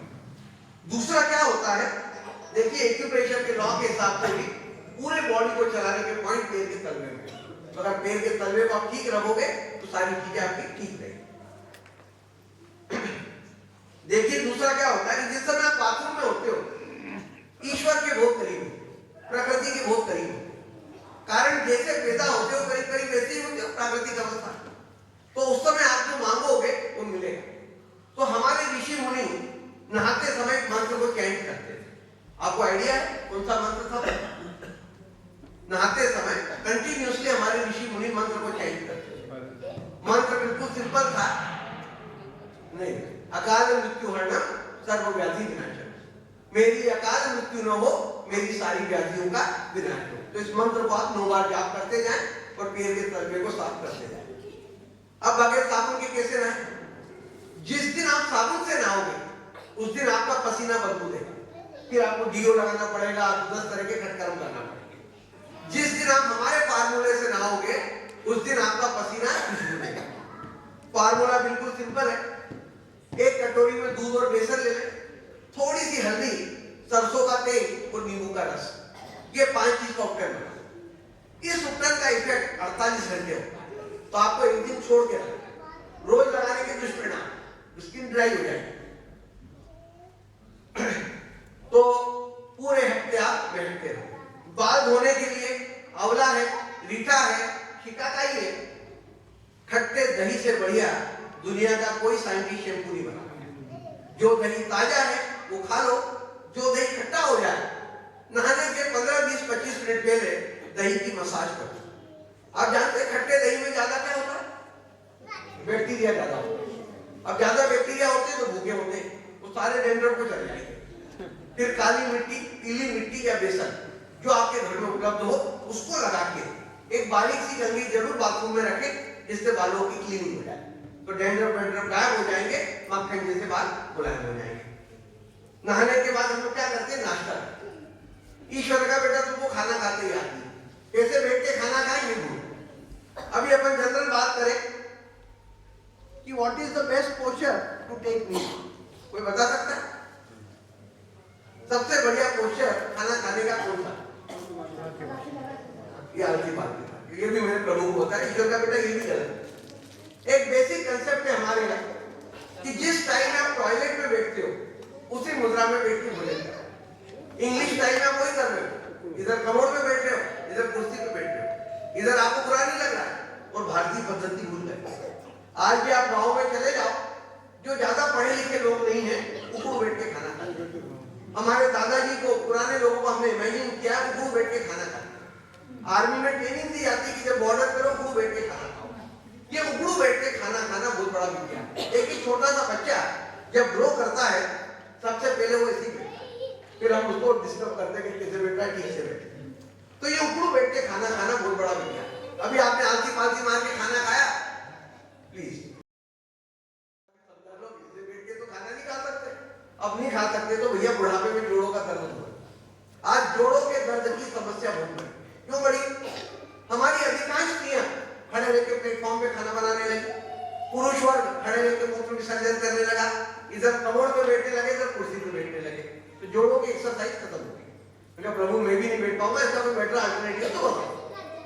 फिर ईश्वर ने कहा कि बेटा तुमको खाना खाते ही आते, कैसे बैठ के खाना खाएं ये भूल गए, कैसे खाना खाएं वो भूल गए। ईश्वर का बेटा आप जानते हो हमारे शास्त्रों में दो लोगों को परब्रह्म का दर्जा दिया। जानते हैं किसको किसको? ईश्वर से ऊपर का दर्जा सिर्फ दो लोगों को दिया। किसको किसको दिया? नहीं, ये तो गुरु को दिया है, मां ईश्वर के बराबर है।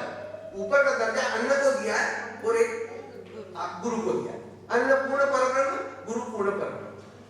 खाना खाते समय पूर्ण परब्रह्म आपके सामने बैठे, आप टीवी देख रहे हो, आप लोगों से बातें कर रहे हो। हमारे शास्त्रों में महामूर्खों के लक्षण बताए गए कि जो आदमी खाना खाते समय बात करता है वो महामूर्ख होता है। मैंने कई बड़े बड़े बफे डिनर पार्टियों में देखा है कि सारे महामूर्ख खाते खाते पता नहीं क्या डिस्कस करते रहते, तो फिर कहते खाना पचता नहीं, गैसेस की प्रॉब्लम हो जाती है, एसिडिटी हो जाती है, वो तो होगी। जब आप पढ़ाई करते हो पूरा कंसंट्रेशन आपका पढ़ाई में होता है, तब जाके आपका रिजल्ट बढ़िया आता है। बट नेचुरली खाने के रिजल्ट कब अच्छे आएंगे? मूल बैठ के भोजन। इसके बाद हमको खाना पचाते ही आती है, फिजिकल लेवल खत्म हो गई। क्या मिनिमम करें कि आपका खाना सेकंड्स में डाइजेस्ट हो। ईश्वर का बेटा एक सर्वे करो, पता लगाओ ऐसे कौन से लोग हैं जिनका हाजमा पत्थर है, कुछ भी खाते हैं सब पचा लेते। पता चला जो हमारे मुसलमान भाई हैं इनका हाजमा पत्थर है, बकरा खा लेते हैं, मुर्गा खा लेते हैं, सब पचा लेते हैं, परंतु दाल रोटी नहीं पचती। ईश्वर का बेटा जो इनकी नमाज है एक बहुत बड़ा विज्ञान है। नमाज हमारे हिंदू शास्त्र का वज्रासन है, जिसके बारे में कहा गया है कि जो आदमी खाना खा के शासन में बैठेगा उसका शरीर वज्र जैसा हो जाएगा। ज्ञान हमारा रहा, प्रैक्टिस मुसलमान भाइयों ने की, तो उनका शरीर तो वज्र जैसा हो गया, हम कमजोर हो गए। नमाज की एक एक क्रिया का महत्व है। सिर पर कपड़ा होना बहुत जरूरी है, नीचे कंबल होना बहुत जरूरी है, हाथों को सामने रखना बहुत जरूरी है, पढ़ना बहुत जरूरी है। वो नमाज से भी बहुत बढ़िया क्रिया है जो हमने अमिताभ बच्चन को सिखाई थी, अडवाणी जी को सिखाई थी, आज आपको भी सिखा देंगे। With in second you can digest होगी। जो खाना पच गया वो अमृत हो गया, जो नहीं पचा वो जहर हो गया।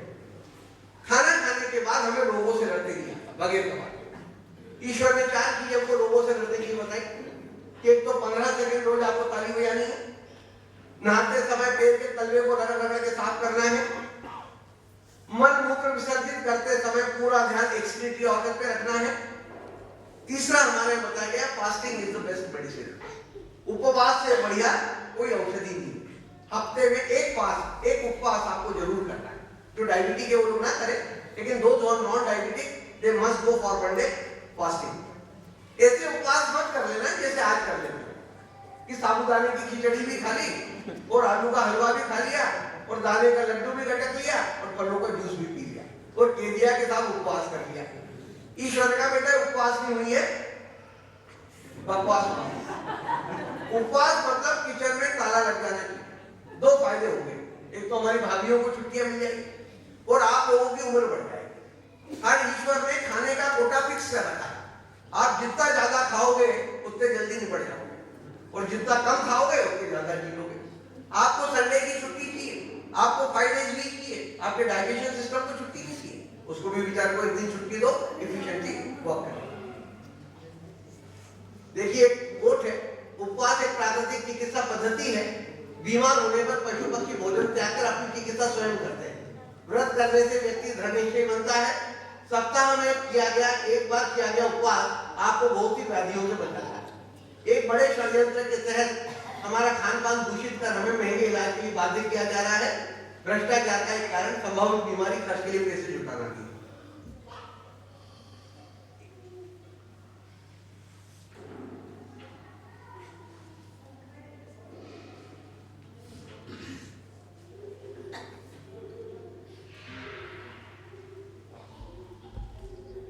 तीन चार कॉमन प्रॉब्लम। आंखों में चश्मे भंग करते हैं। मेरे आंखों के डॉक्टर ने जब मेरी आंखें चेक की, बोले ऋषि जी बधाई, अब आपको 100 साल का चश्मा है। मेरी उम्र 60 साल। क्या करें, आपकी आंखें 100 साल दिखती हैं। बिल्कुल सिंपल फार्मूला है। जैसे ही आप सुबह उठो, पहले तो आपको क्रिया होता है, ये कर लो, इससे हाथों को मसाज कर लो, सीधे उठ के वॉश बेसिन का करो, मुंह में पानी भरो, जितना ज्यादा से ज्यादा खुला सकते हो खुला लो।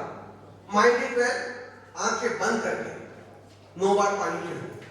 Give an autosuggestion, my eyesight should improve, my eyesight should improve, my eyesight should improve. Mind well, आंखें बंद करके। मैं बार-बार कह रहा हूं, मैंने देखा कई लोग खुली आंखों में पानी स्प्रिंकल कर रहे हैं, ये क्लोरीन आपके पर्दे को डैमेज करता है।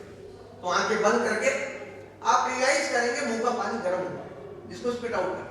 Then take this middle finger, ये हीलर है, इससे आप इसको हील करें। फिर बोले मेरी आंखें अच्छी रहे, मेरी आंखें अच्छी रहे, मेरी आंखें अच्छी रहे। फर्दर आपकी आईसाइट इंप्रूव। तीसरा एक सहज योग है, हफ्ते में एक दिन, संडे के संडे, जिस दिन आप फ्री हो, अर्ली मॉर्निंग सुबह उठ के घर की छत पे आए। राइजिंग सन होता है, उगता सूरज। उगता सूरज लाल रंग का है तो बिल्कुल सीधे खड़े रह के, सन ग्लेजिंग भी बोलते हैं इसको, आप खड़े रह के इसको कॉन्सेंट्रेट करके सूर्य के दर्शन करें। मान लीजिए ब्राइट हो, 7 बजे 8 बजे ब्राइट है, आंखें बंद करके आप उसके सामने खड़े हैं। आप रियलाइज करेंगे 5 या 10 सेकंड के बाद आंखों के सामने एक रेड कर्टन आएगा, और ये जो रेड कर्टन आएगा that will create natural vitamin D for your eyes, जो आंखों के लिए अमृत का काम है। हम सूर्य को अर्घ्य पिलाते थे, और जब अर्घ्य पिलाते थे सूरज की रोशनी आंखों में जाती थी, उस समय इतने चश्मे नहीं लगते। उसके बाद ग्रे हेयरिंग की प्रॉब्लम, बाल जाने की समस्या आने लगी। मेरे भी बाल सफेद हो रहे। मैं गया प्रभु के पास, मैंने प्रभु मैंने तो आपकी सारी बातें मानी, मेरे बाल क्यों सफेद हो रहे? ईश्वर का बेटा, मैंने गीता में लिख रखा है कि जो हो रहा है बहुत अच्छा हो रहा है, और जो होगा बहुत अच्छा होगा। मैं प्रभु जवानी में बाल सफेद हो रहे और आप कह रहे हो बहुत अच्छा हो रहा है। बोले बेटा, जब आप धूप में निकलते हो सबसे ज्यादा हीट कौन एब्सॉर्ब करता है? काला कलर, काले बाल हीट एब्सॉर्ब करते हैं। उसके नीचे मेरा कंप्यूटर बैठा हुआ ब्रेन, उसको गर्मी लगती है तो बालों को सिग्नल देता है टर्न ग्रे, सफेद हो जाओ। पहले औरतें सिर पे पल्लू लेती थी, लोग साफा लगाते थे, टोपी लगाते थे, अब तुम लगाना भूल गए। बाल काले हो सफेद हो कोई फर्क नहीं पड़ता, बाल मजबूत हो। उसके लिए क्या करना है? मैंने देखा ट्रेनों में, फ्लाइटों में, बसों में लोग दर करके नाखून लग जाए। बोले भाई साहब इससे क्या होता है? बोले साहब इससे बाल मजबूत होते हैं। अरे भैया इससे नहीं होते। अरे होते, आपको क्या मालूम? अरे हमको नहीं करना, पर बाबा लोग क्या करते थे, और उनकी जटाएं होती थी, बालों में तेल कभी डालते नहीं थे, कंघी कभी करती थी, और वो भी नाखून नहीं लगाते। जब आप बालों की मसाज करते हो तो नाखून के नीचे गद्दी जैसा स्थान है, वो हमारे रियल ऋषि मुनि इस गद्दी को एक्टिवेट करते हैं नाखून। ये लॉन्ग कट है। अगर आप कोशिश करोगे देर से होगा। शॉर्टकट ये है, रात को सोने के पहले हफ्ते में 3 दिन, गर्मी में नारियल का तेल और ठंड में सरसों का तेल, उसमें थोड़ा सा नींबू निचोड़ दें, विटामिन सी या आंवले का अर्क डालें या आंवले का तेल डालें, मसाज करें। गिव एन ऑटो सजेशन रहे, मेरे बाल मजबूत रहे, मेरे बाल मजबूत रहे, मेरे बाल मजबूत रहे, 9 बार आज्ञा दें। आपके बाल इतने मजबूत हो जाएंगे कि हम हमारे स्कूल कॉलेज के प्रोग्राम में 50 किलो 60 किलो तक के बच्चों को कहते कि बेटा बाल पकड़ लो, लटका के बता देंगे, ट्रैक्टर खींच के बता देंगे। जोड़ों के दर्द की समस्या बहुत बड़ी, जोड़ों की, कंधे की दर्द, बैक की प्रॉब्लम। बालों के लिए आप नारियल का तेल भी ले सकते हो, सरसों का भी ले सकते हो। जोड़ों के लिए सिर्फ सरसों का तेल और देसी गाय का घी मिल जाए तो अमृत। बाएं हाथ से दाएं पैर के तलवे की मालिश करो और रात को सोने के पहले और आज्ञा देते जाओ कि मेरे जोड़ों का दर्द ठीक रहे, मेरे जोड़ों का दर्द ठीक रहे, मेरे जोड़ों का दर्द ठीक रहे। जिनको नहीं है उनको जिंदगी भर नहीं होगा, जिनका है उनका चल, जिनको है जोड़ों में भी हाथ करें। क्रॉस करना है बाएं हाथ से दाईं तरफ और 9 बार आज्ञा देना, वो सबसे ज्यादा जरूरी। बगैर मांगे तो मां भी दूध नहीं देती। अब इस मिलेनियम की सबसे बड़ी बीमारी है हार्ट फेल। चलते फिरते लोगों का हार्ट फेल होता है। क्या करें, आपका दिल 100 साल धड़कता है। ईश्वर से पूछा, ईश्वर का बेटा एक सर्वे करो, पता लगाओ कि जिस किसी को भी हार्ट अटैक आता है सबसे पहला काम वो क्या करे, कोई बता सकता? मान लो अगर किसी आदमी को हार्ट अटैक आ जाए, सबसे पहले एक्शन वो क्या करे? सबसे पहले छाती पकड़ के बैठ जाता है। ईश्वर का बेटा मैं वही बता रहा था, कबीर दास जी हमारे दोहा लिखते हैं कि दुख में सिमरन सब करे और सुख में करे ना कोई, और जो सुख में सिमरन करे ये दुख का है कोई। देखिए आदमी कितना सेल्फिश होता है। ये जो दिल है बेचारा 24 घंटे आपके लिए धक धक धक धक धक धक करे जा रहा है और 24 घंटे में 5 सेकंड का समय आपके पास नहीं है कि उसके हाथ रख के बोलते कि बेटा बहुत बढ़िया काम कर रहा है यार, ऐसे ही करते रहना। कोई करता है? कोई नहीं करता। और जब दुखता है पकड़ के बैठ जाता। 24 घंटे में 5 सेकंड के लिए समय मैं बता देता हूँ। नहाने के बाद जब आप बॉडी टॉयल से क्लीन कर लो, 5 सेकंड के लिए सीने पे हाथ रखो, हरिओम बोल सकते हो सबसे बढ़िया, ओम बोल सकते हो उससे बढ़िया, गायत्री मंत्र बोल सकते हो उससे बढ़िया, नेतृत्व बोल दो कि बेटा ऑल इज वेल। ये जो प्यार करने की प्रक्रिया है, साल में 364 दिन। साल में कितने दिन होते हैं? साल में कितने दिन होते हैं? 365। 365वें दिन आपको एक एक्शन होता है। आपने देखा होगा मुहर्रम आती है और हमारे मुसलमान भाई क्या उससे करके इसकी पिटाई लगाते हैं। साल में एक दिन आप इसकी पिटाई 9 बार जरूर करें। वो आपके बर्थडे वाला दिन भी हो सकता है, शादी वाला दिन भी हो सकता है, और कह देना कि बेटा अगर तूने बराबर से काम नहीं किया तो ऐसी बात ही पड़े। और इसके बाद यदि आपका हार्ट फेल हो जाए तो मैं तो खैर बहुत दूर रहता हूँ, हमारे शारदा जी मित्र हैं, इनसे आगे 5 करोड़ रुपए नकद दिया। कंडीशन अपना हार्ट फेल के बाद ही आना हो गई। तो देखिए कुछ कोट्स है, you cannot change your future but you can change your habits and surely your habits will change your future। नेताओं को सुधारिए हर नागरिक सुधर जाएगा, पुलिस को सुधारिए हर गुनहगार सुधर जाएगा, अध्यापक को सुधारिए बच्चों का भविष्य सुधर जाएगा। यकीन मानिए अपने आप को सुधारिए सारा संसार सुधर जाएगा। इंसान की क्या चीज है? दौलत कमाने के लिए सेहत खो देता है, सेहत को वापस पाने के लिए दौलत खो देता है। जीता ऐसे है जैसे कभी मरेगा ही नहीं और मर ऐसे जाता है जैसे कभी जिया ही नहीं। देखिए आप योगी ना बन सके कोई बात नहीं, परंतु उपयोगी तो अवश्य ही बने। It totally depends on you. देखिए आप स्वर्गीय हो गए, आपका घर यदि नर्क हो तो आप किसी काम के स्वर्गीय। अब घर नर्क क्यों बनता है? ईश्वर का बेटा जब आदमी की शादी होती है उसके जीवन में 3 स्टेजेस आती है। पहली स्टेज में पति चिल्लाता है, पत्नी सुनती है। सेकंड स्टेज में पत्नी चिल्लाती है, पति सुनता है। थर्ड स्टेज में पति पत्नी दोनों चिल्लाते हैं और आस पड़ोस वाले बोलने वाले सुनते हैं। एक विद्वान ने अपना मंतव्य व्यक्त किया कि जो पत्नी होती है प्रारंभ में चंद्रमुखी होती है, उसके बाद सूरजमुखी हो जाती है और उसके बाद ज्वाला होती है। क्यों? पत्नी की व्याख्या ही है कि जो हमेशा पति के तनी रहे वो सबसे बढ़िया पति। अंग्रेजों ने जब वाइट शब्द बनाया बहुत सोच समझ के बनाया। Worry is invited forever, WIFP. Without information fighting every time, WIFP. तो पत्नी कहती है कि विथ इडियट फॉरएवर, WIT। लेकिन ये भी कहा कि नो लाइफ विदाउट फाइट। वही मैं आपको बता रहा था कि एक आम आदमी को जीवन में दिशा कब मिलती है, तो दिशा को उल्टा कर दो, शादी। शब्द जो है वो ब्रह्म है, हर शब्द का उत्तर उसी में छुपा है। यदि आप शब्दों को उल्टा पुल्टा कर लो और जीवन में उतार लो, कभी दुखों को प्राप्त नहीं करोगे। जैसे एक शब्द है किसी को कुछ देना, उल्टा कर दो, ना दे। किसी से कुछ लेना, उल्टा कर दो, ना ले। आधी झंझट नहीं खत्म हो गई। देना ना दे, लेना ना दे। रम पियोगे जल्दी से मर जाओगे। यम के पास जाना है तो मैं के पास जाओ, यम के पास पहुंचा देगा। नेता क्या करता है, ताने देता है। नेताजी जिताने की बात करते हैं। शादी के पहले जो बालम होता है, शादी के बाद मलबा होता है। तो बालम का उल्टा कर दो मलबा, मलबा का उल्टा कर दो बालम। लेडी क्या करती है, डिले कर देती है, लेडी का उल्टा कर दो डिले। रमा के चक्कर में पड़ोगे मार खाओगे। अभी कांडा कांड चल ही रहा है, गौरी कांड निपट ही गया है। लीना के चक्कर में पड़ोगे नाली में जाओगे। विश्वामित्र के कान में मेनका ने कहा, कान में का उल्टा कर दो मेनका, और मेनका का उल्टा कर दो कान में। क्या कहा कि नर्तकी कभी कीर्तन नहीं कर देती थी, तो नर्तकी का उल्टा कर दो कीर्तन, और कीर्तन का उल्टा कर दो नर्तकी। लता की ताल पर सारा जहां नाच रहा है। शशि के आगे सबने शीश नवाया है। लतिका कातिल बना देगी।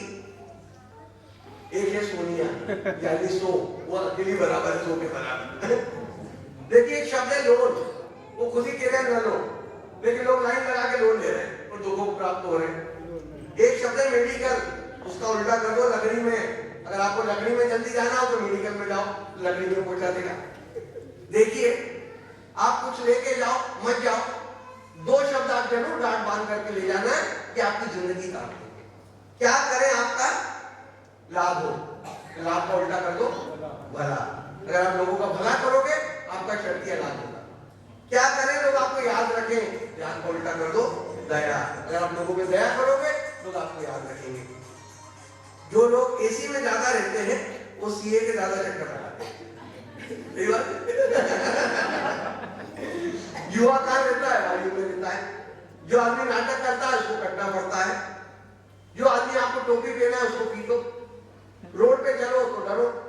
यदि आपको टॉप पे रहना है तो जो बंदा टॉप पे बैठा है उसको पटा, टॉप का उल्टा कर दो पटा। तो शब्द ब्रह्म है। देखिए ईश्वर का बेटा तुम जानते हो सुख क्या है, मैं कहा नहीं मालूम प्रभु। ईश्वर का बेटा सुख की एक छोटी सी कल्पना है कि खाने के लिए थलिया हो, थलिया मतलब थाली, बैठने के लिए पटिया हो पटा, सोने के लिए खटिया हो, रहने के लिए कुटिया हो।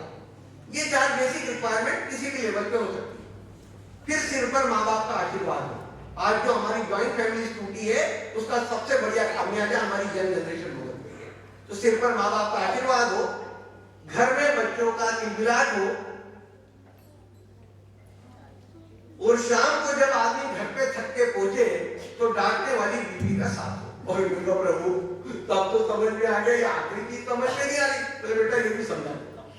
हमारे कहा गया है कि जो स्त्री होती है ना, टेस्ट और स्त्री दोनों गर्म होना है। जितनी ज्यादा गर्म उतनी ज्यादा अच्छी। देखो कपड़े में कितनी रिंकल्स हो, कितने सन हो, प्रेस गर्म हो, फेर दो तो कपड़ा बिल्कुल सीधा। बोले आदमी कितना ही बिगड़ा, बोले इसकी शादी कर दो, बोले तब ठीक कर देंगे। तो स्त्री का गर्म होना बहुत आवश्यक है। अब स्त्री गर्म क्यों होती है? जब सुबह उठती है तो चंद्रमुखी होती है, बड़ा अच्छा मूड होता है। जैसे जैसे सूरज चढ़ना चालू होता है उसका पारा चढ़ना चालू होता है। पुराने जमाने में क्या करती थी, कपड़े धोना चालू करके कपड़े धोती थी तो सारा गुस्सा कपड़े में निकाल देती थी, तो आदमी बचा देता था, फिर आदमी को नहीं धोती थी। अब वॉशिंग मशीन आ गई, उसने उठा के कपड़े वॉशिंग मशीन में डाल दिए, उसका गुस्सा वहीं के वहीं स्टोर हो रहा। दोपहर को रगड़ रगड़ के बर्तन साफ करती थी तो बर्तन में गुस्सा निकाल देती थी। अब बर्तन वाली भाई आती है, अब भाई को डांट नहीं सकती, डांटने से भर गया। प्रैक्टिकल प्रॉब्लम है। शाम को उसको आदमी मिलता, बोले ये ठीक, बोले इसको नहीं, सारा ज्वालामुखी और शाम को जाके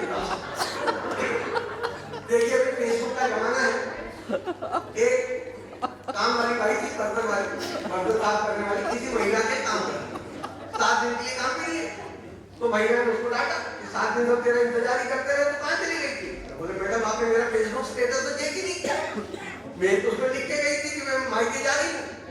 साहब ने उसको लाइक भी किया लिखा था मिस यू।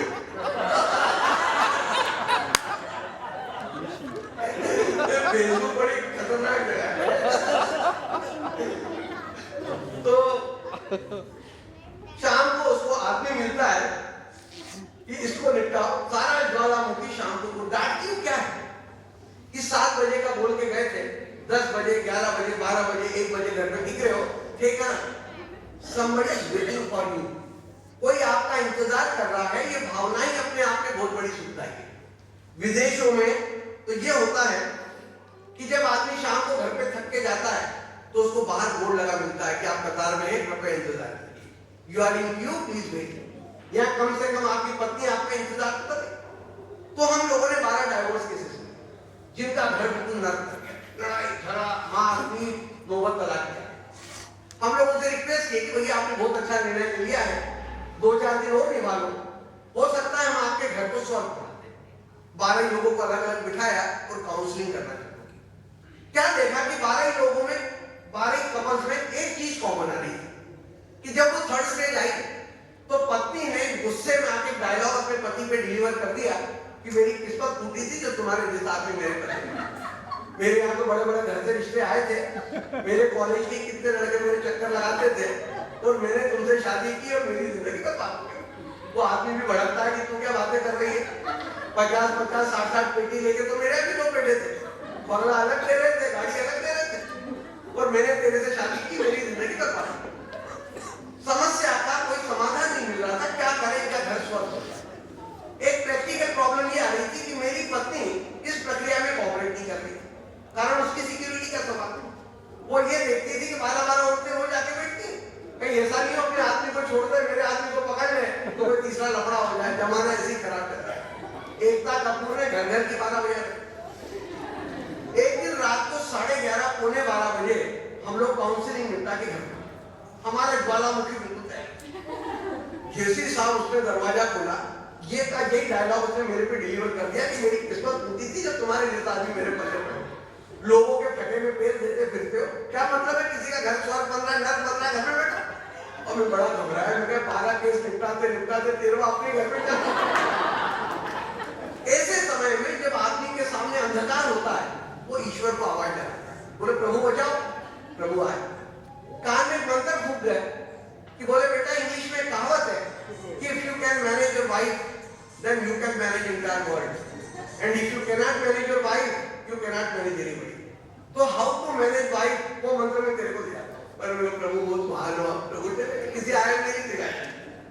क्या पति के पास खाना गर्म कर रही थी, धड़ धड़ फड़फड़ चल रहा था, तो मालूम है लेट होने के बाद क्या जाके खड़ा हुआ, मैंने देख भगवान तेरे को एक बात बताता हूं मैं, हो सकता है पति तेरे को बहुत ही खराब मिला, बहुत ही नालायक मिला हो, लेकिन एक सत्य मैं तेरे को बता देता हूँ कि मेरे को पत्नी बहुत अच्छी मिली।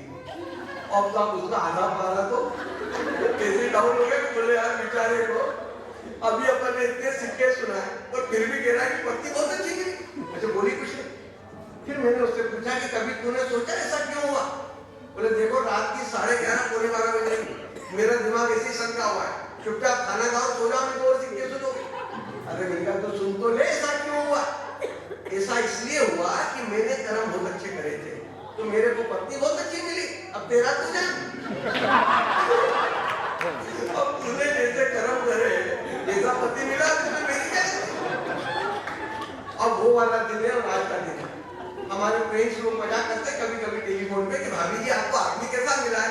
बोले भाई साहब बहुत अच्छे मिले, अभी कह दूंगी कि खराब मिले तो आप ही कह दोगे कि तूने कर्म खराब किए होंगे तभी तो तेरे को आदमी खराब। अच्छा हमारी ज्वाइंट फैमिली, सास बहू साथ, एक दिन सास बहू की लड़ाई, मेरी मदर ने गुस्से में आके डायलॉग मेरी वाइफ को सुना दिया कि मेरी किस्मत टूटी थी तो तेरे जैसी बहू मेरे पल्ले पड़ी। इसके पास भी जवाब हाजिर था कि हो सकता है सासू माँ आपको बहू बहुत खराब मिली हो लेकिन मेरे को सासू माँ बहुत अच्छी मिली। बोले क्यों? बोले मेरे कर्म बहुत अच्छे करे थे, अब आप कहाँ जा रहे? अब आपने जैसे कर्म करे वैसी बहू मिली। अब अब सास बहू की तारीफ करती रहती है और बहू सास की, और अंदर की बात मेरे को मालूम है। तो देखिए, आप स्वर्गीय हो गए, आपका घर स्वर्ग बन गया, विश्व अपने आप स्वर्ग में परिवर्तित हो गया। अब मैं आपको 4 क्रियाएं करके बताऊंगा कि सुबह उठ के आपको पानी कैसे पीना है, फिर नमाज वाली क्रिया, जो नमाज से बैठ किया वो भी बताऊंगा, ताली कैसे बजाना है वो भी सिखाऊंगा। 2 मिनट और चर्चा करूंगा। कार्यक्रम आपको कैसा लगा?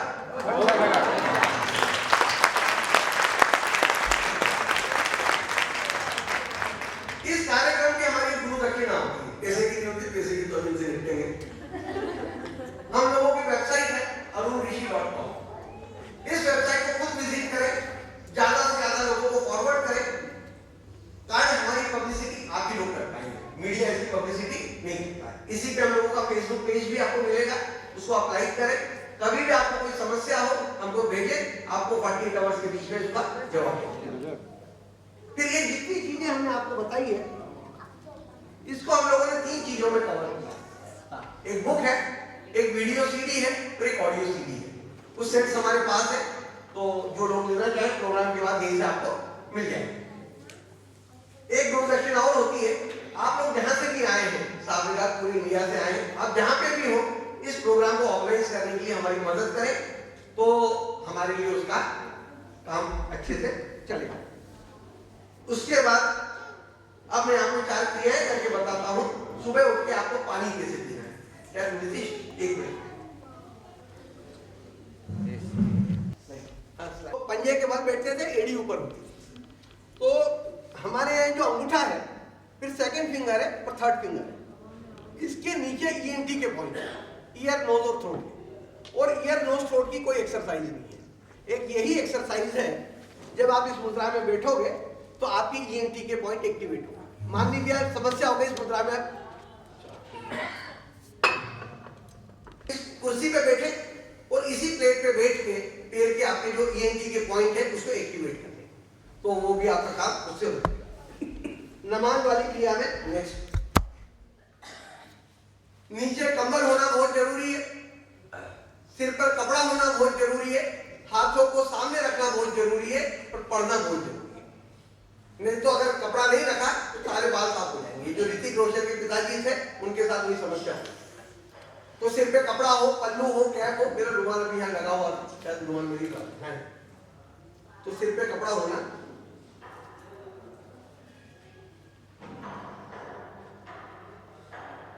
अब ये लोग क्या करते हैं, ये जो हमारी हृदय रेखा है, हार्ट लाइन, इन दोनों लाइनों को मिला देते हैं।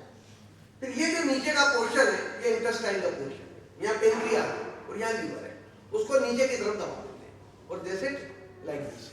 अब यहाँ खून का दौरा ब्लॉक हो गया, यहाँ खून का दौरा बंद हो गया, यहाँ पित्त के रस का पॉइंट है वो दबेगा, इधर से पेनक्रियास से आ रहा है, लीवर से आ रहा है, इनके खाना पचने की प्रक्रिया सुपर फास्ट हो जाती है। तो वो पढ़ते हैं, हमें भी पढ़ना है कि मैंने जो कुछ भी अन्न को ग्रहण किया वह पूरी तरह से पचे, पच करके मेरे मन को शक्ति दे और मेरी सारी व्याधियों को दूर करे। Whatever food I have eaten, it must digest fully, then it should improve my willpower and then it should improve my weaker sections of the body। इस मुद्रा में जैपनीज लोगों ने अपनी ओर रखने लगे कि यार पहले खाना खाओ उसके बाद नमाज पढ़ो, फुर्सत किसके पास है? इससे बढ़िया इसी मुद्रा में बैठ के भोजन करो। देखिए जापान के कुछ फोटोग्राफ से थोड़ा हो रहा है, सारे सारे ये फैक्ट्री के अंदर के फोटोग्राफ है।